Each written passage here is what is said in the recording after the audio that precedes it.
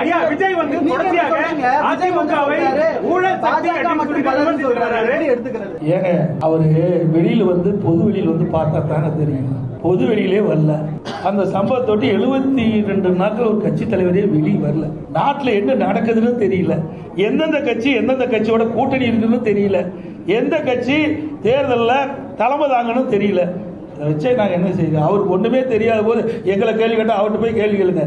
ஏற்கனவே அனைத்து இந்திய அண்ணா திராவிட முன்னேற்ற கழகம் கூட்டணி அமைக்கின்ற பொழுது ஐசிசி சோழா ஹோட்டலில் தெளிவுபடுத்தினார். மரியாதைக்குரிய மாண்புமிகு உள்துறை அமைச்சர் திரு அமித்ஷா அவர்கள், நானும் எங்களுடைய மூத்த நிர்வாகிகள் எல்லாம் கலந்து கொண்டு முதல் பேட்டியிலே சொன்னார், அனைத்து இந்திய அண்ணா திராவிட முன்னேற்ற கழகம் தேசிய ஜனநாயக கூட்டணி இரண்டும் இணைந்து புதிய கூட்டணி அமைச்சிருக்குது.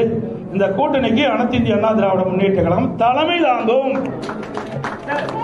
இந்த கூட்டணி தேர்தலில் வெற்றி பெற்று ஆட்சி அமைக்கும். அதிமுக ஆட்சி அமைக்கும். எங்களுடைய கூட்டணியுடைய முதலமைச்சர் வேட்பாளர் இபிஎஸ். இது அவரு டிவியில் பார்க்கல, தொலைக்காட்சியில் பார்க்கல, பார்க்கறதுக்கு நேரம் இல்லை, மக்களை பார்க்கறதும் இல்லை, தொலைக்காட்சியில் பார்த்து தெரிஞ்சுக்கல, ஒண்ணுமே தெரியாததை வச்சு எங்கிட்ட கேள்வி கேட்கணும்.